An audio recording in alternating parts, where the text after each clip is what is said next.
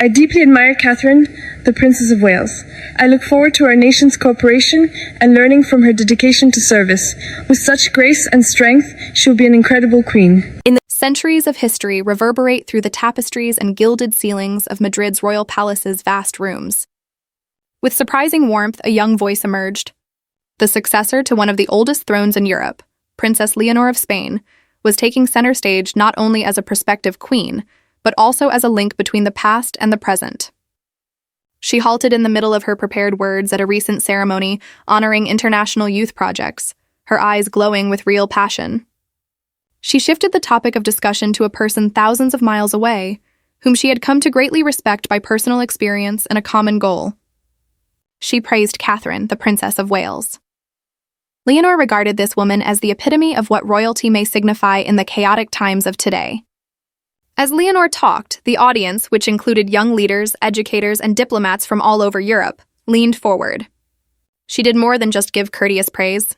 Her statements bore the weight of first-hand knowledge gained from a private encounter that had permanently altered her. The Spanish royal family had to deal with scandals and changing public opinion for years. But here was Leonor at the age of 19, heralding a new era of inspiration and cooperation. She emphasized Catherine's poise in the face of intense scrutiny, her steadfast concern for those in need, and her imaginative leadership that struck a balance between responsibility and genuine empathy. Even seasoned royal observers were taken aback by the moment, which sparked rumors of a potential alliance between the Spanish and British crowns.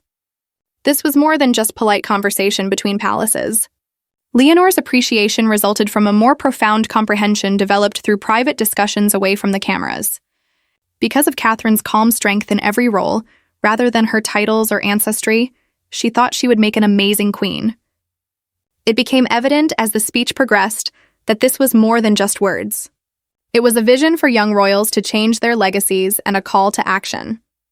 A route lighted by respect for one another and common objectives appeared to emerge from the mist of uncertainty that frequently envelops monarchy. But how did this relationship come to be?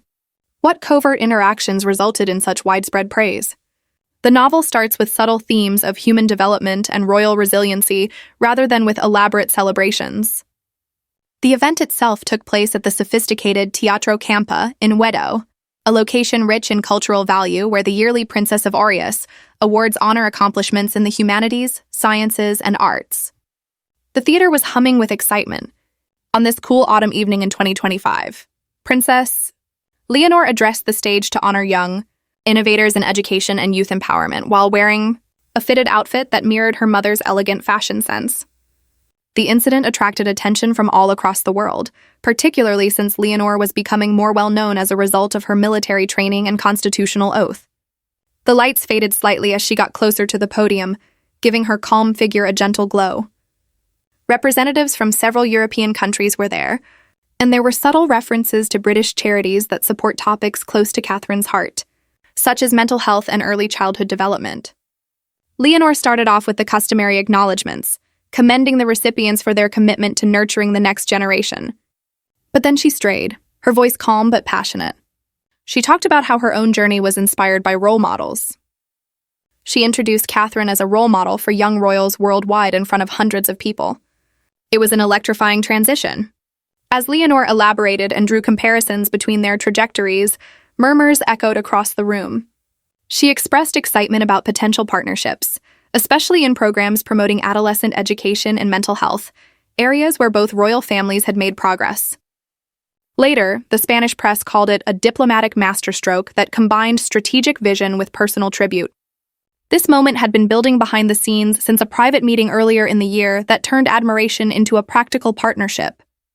The world was suddenly allowed into the story, which the palace had previously kept secret thanks to Leonor's remarks. A series of revelations about how these two ladies, divided by geography but bound by a shared goal, had discovered common ground ensued. Leonor didn't hold back when she said, she characterized Catherine as a representation of dignity and strength in the contemporary monarchy, traits that strongly matched her own goals. With maturity beyond her years, she claimed that young royals throughout Europe were inspired by Catherine's ability to strike a balance between royal responsibilities and sincere empathy. She emphasized particular instances. Catherine's work with the Early Years program of the Royal Foundation mirrored Spain's own youth development initiatives by emphasizing education and emotional assistance for youngsters. Leonor conveyed her profound respect for Catherine's compassionate handling of public life, transforming obstacles into chances for constructive transformation. She continued by expressing her conviction that Catherine would be an amazing queen who could lead the British monarchy through changing times with style and creativity. Leonor's vision of partnerships between the Spanish and British royal families centered on philanthropic endeavors that empower youngsters via education and cultural interaction was met with applause from the crowd. She envisioned collaborative initiatives such as seminars or summits, where youth from both countries might gain knowledge from common experiences. This was more than hyperbole. It was based on genuine interactions, such as a private meeting where Leonor was deeply impacted by Catherine's offer of mentorship. Leonor seemed to be talking about a mentor rather than a far-off peer because of the friendly, almost familial tone. She underlined that Catherine's example demonstrated how empathy might fortify institutions and make them relevant in a society that is challenging long-standing customs. Listeners were left wondering about the possibilities of such cross-continental ties as the speech transitioned from prize presentations to a manifesto for contemporary royalty at the conclusion. However, one must examine Leonor's own story, a tale of quiet resolve amid familial storms, in order to fully appreciate this compliment. Princess Leonor de Borbon-Ortiz was born in Madrid on October 31, 2005, into a milieu of privilege and expectation.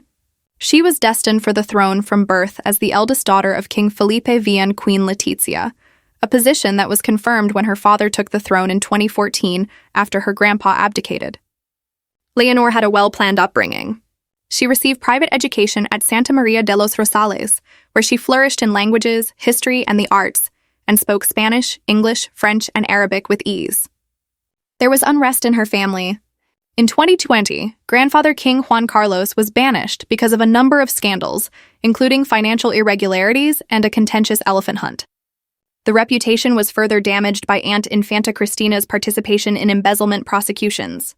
However, Leonor continued to shine because her parents protected her and taught her the importance of serving others. When she read from Spain's constitution in her first public speech at the age of 13, it won over hearts and demonstrated her readiness. In front of millions of people, Leonor swore loyalty to the Constitution on her 18th birthday in 2023, promising to defend the law and the rights of citizens. After that, she attended the demanding General Military Academy in Zaragoza, where she emerged in uniform pictures that demonstrated her self-control. Leonor fever was sparked by the public's growing admiration for her, as polls named her the most popular queen. She combined tradition and modernism in her style, which was frequently influenced by people like her mother and foreign royals. At her oath ceremony, a white trouser suit was compared to Catherine's graceful appearance, suggesting subtle influences. Leanna persevered through it all, using her family's struggles as a springboard for her future rule. On January 9, 1982, Catherine Elizabeth Middleton was born in the sleepy English town of Reading, Berkshire. She was the oldest of 3 children raised in a close-knit middle-class household that valued education, hard work, and family ties. Her mother, Carol, went from being a flight attendant to starting Party Pieces, a profitable mail-order company for kids' party supplies, while her father, Michael, began his career as a flight controller before becoming a pilot for British Airways. In addition to giving young Catherine financial security, this entrepreneurial attitude instilled in her the value of tenacity and inventiveness. Pippa and James, her siblings, complemented the family dynamic by creating a nurturing atmosphere that promoted independence from a young age. Adventure and flexibility characterized Catherine's early years. Due to her father's work, the family moved to Amman, Jordan, when she was just 2 years old, and they lived there for over 3 years. She immersed herself in a new culture and learned how to deal with change by attending an English-language nursery there. In 1986, they returned to England and made their home in Bucklebury, Berkshire. Up until 1995, Catherine flourished academically and socially at St. Andrew's School in Pangbourne. She transferred to Marlborough College, a coeducational boarding school, after a brief stay at the all-girls boarding school. Downhouse proved difficult owing to bullying. From 1996 to 2000, she developed into a self-assured young lady at Marlborough, where she co-captained the hockey team, excelled in tennis and netball, and won the esteemed Duke of Edinburgh's Gold Award. Her resilience was strengthened through community service, physical challenges, and expeditions. Catherine took a gap year to further develop her independent spirit since she was eager to expand her horizons before starting college. She worked as a deck crew on round-the-world challenge boats in the Solent, where she faced challenging waves and teamwork requirements. She also studied Italian art history at the British Institute in Florence and volunteered with Raleigh International in Chile on community building projects and hiking in Torres del Paine. Her feelings of adventure and independence were sharpened by these encounters, setting her up for the following phase. She started attending the University of St Andrews in Scotland in 2001, first majoring in psychology before changing to art history. She earned a 2001 honors degree in 2005. This is where fate stepped in. During their first year together, she shared a residence hall and classes with Prince William. After Catherine notably wore a transparent garment that attracted William's attention while modeling in a charity fashion show in 2002, their friendship grew stronger and eventually turned romantic. They were secretly dating by 2003, but when paparazzi caught them skiing in Klosters, Switzerland in 2004, their relationship was made public. There were obstacles on the way to love. In April 2007, they had a brief separation due to the pressures of young adulthood and excessive media coverage. Later on, Catherine thought back on this period as painful but eventually strengthening, enabling her to become more self-assured and value their relationship. Only a few months later, they got back together and went to Princess Diana's concert in June 2007, which strengthened their bond. William proposed with his mother's sapphire ring in October 2010 while on a romantic trip to Kenya. Catherine became the Duchess of Cambridge on April 29, 2011, when she married William in a fairy tale ceremony at Westminster Abbey that was witnessed by billions of people worldwide. She handled the transition from private citizen to public figure with grace, supporting causes that were important to her. Joy and new obligations came with family life. Prince George, Princess Charlotte, and Prince Louis were born to Catherine and William in July 2013, May 2015, and April 2018, respectively. She put parenthood first despite the pressures of her royal duties, emphasizing normalcy for her kids and frequently publishing official images of their family life. Pregnancy was difficult, though. During her first and third pregnancies, she was hospitalized due to hyperemesis gravidarum, a severe form of morning sickness. Catherine's determination was put to the test by the constant media attention she encountered along the way, from intrusive paparazzi to online trolls. Following a scheduled abdominal surgery in January 2024, she received a startling cancer diagnosis that prompted prophylactic chemotherapy. After finishing her therapy by September 2024, she gradually resumed her public life in 2025, going to church services and the Wimbledon Championships while exuding optimism and quiet strength. Millions were moved by her video message about her health experience, which emphasized hope and vulnerability. One of the pillars of Catherine's royal existence has been her advocacy activities. In an effort to eradicate stigma, she promoted mental health through the Heads Together initiative through the Royal Foundation, which she co-founded with William and initially Harry. The Shape Us program, which focuses on the crucial first 5 years of life and promotes empathy, emotional well-being, and supportive surroundings for children, was founded in 2023 as a result of her love for early childhood development. Additionally, she advocates for children's mental health and addiction recovery through Place to Be. Her approachable style, which is frequently seen in repurposed clothing from high street stores like Zara combined with premium pieces, has inspired young royals and impacted fashion trends, signifying a fusion of accessibility and elegance. From her lowly origins as a commoner to her poised position as the future queen, Catherine's journey is a prime example of quiet tenacity, empathy, and flexibility. These attributes have made her a timeless role model, especially for up-and-coming individuals like Princess Leonor, demonstrating that genuine strength is found in striking a balance between tradition and sincere service to others. Princess Leonor's secret journey to the UK earlier in 2025, connected to her continued military training, scholarly endeavors, and emerging diplomatic contacts, laid the groundwork for her passionate public tribute. Leonor and Catherine, the Princess of Wales, met in private at one of the old Windsor estates in July of that year. The meeting took place in a comfortable private reception room with antique furniture and gentle lighting, which encouraged candid and open communication. It was kept out of the public eye and was carried out in the strictest confidence with assistance from both royal households. It was by no means a formal diplomatic exchange and lasted almost an hour. Rather, it developed into a sincere conversation between two women who would become queens, discussing the particular challenges and goals associated with their positions. As they took their seats in cozy recliners and sipped tea, the conversation inevitably shifted to the difficulties of airships in the contemporary era. They explored the constant pressure of media attention, the fine art of striking a balance between private and public life, and the search for a genuine voice in the face of national service obligations. Drawing on her personal experiences, Catherine shared insightful counsel. "True leadership isn't about striving for perfection," she said in a steady, comforting voice. "It is based on being dependable, having empathy for people around you, and remaining rooted in the services you offer. I've discovered that the most trying times, such as dealing with criticism from others or dealing with personal health issues, are what build resilience and foster deeper interpersonal connections. Your grace in handling adversity has been such an inspiration to me. Amid all the scrutiny and demands, you've remained dedicated to your family and causes that truly matter. It's given me hope as I navigate my own path," Leonor said, listening intently and expressing admiration. Catherine, on the other hand, commended the young princess's poise and resolve.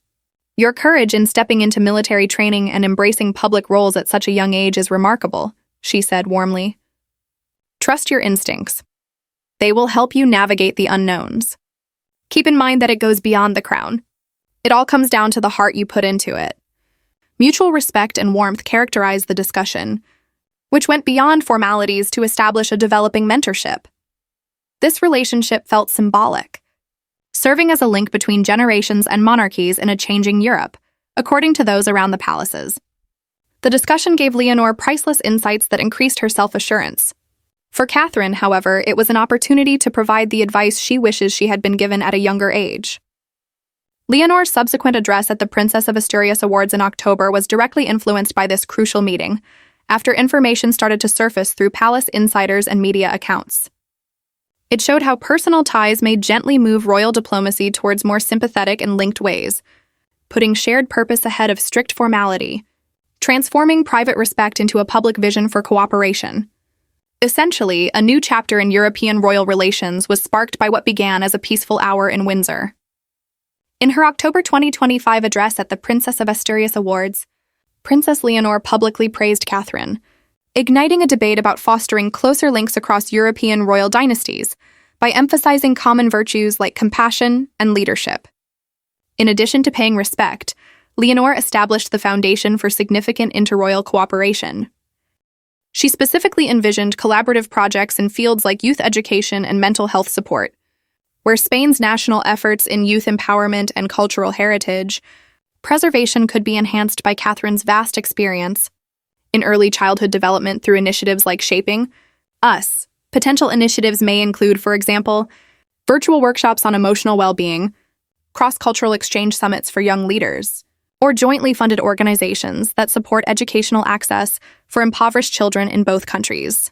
These concepts coincide with the growing Republican attitude that European monarchies are facing, as polls in Spain reveal shifting support for the monarchy amid demands for modernization and economic difficulties. Princess Leonor's public image is greatly enhanced by this occasion for the Spanish royal family. As a 20-year-old, Leonor is positioned as a progressive heir who appeals to younger generations and upholds the monarchy's relevance by identifying herself with Catherine's internationally renowned popularity. Such endorsements have the potential to humanize the institution, according to royal experts. According to one analyst, Leonor's remarks demonstrate the Spanish crown's adaptability and connectivity by bridging traditional customs with modern relationships. The speech highlights Catherine's global influence in Britain, supporting the Windsor family's continued modernization efforts under King Charles III. It emphasizes how her approachable demeanor and emphasis on empathy can inspire global perceptions, potentially easing internal challenges like public scrutiny and family dynamics. Beyond the two families, this partnership provides a template for rejuvenation in the wake of previous scandals that have dogged some royals. Other young heirs, like Belgium's Princess Elizabeth, who shares interests in international relations, or Norway's Princess Ingrid Alexandra, who is focused on environmental issues, are inspired by anything from Spain's financial scandals to Britain's media storms. These exchanges have the potential to reshape royalty throughout Europe by highlighting empathy in addition to duty, making it more resilient, relevant, and sensitive to modern concerns like mental health and educational parity.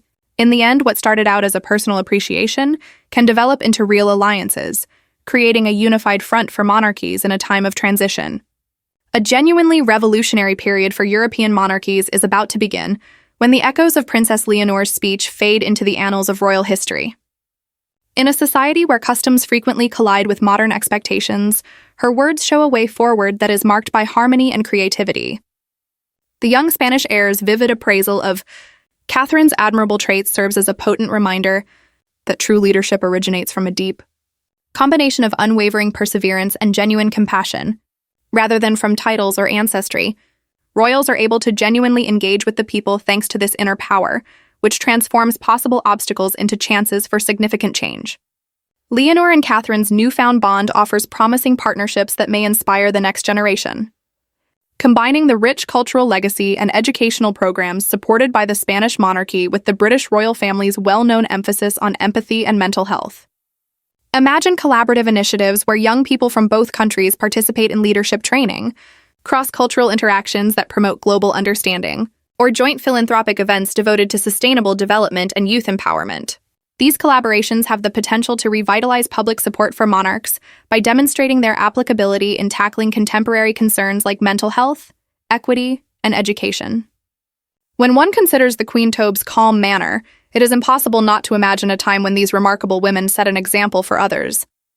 I see the epitome of dignified power in Catherine. It's possible that Leonor's secret thoughts mirrored her public admiration.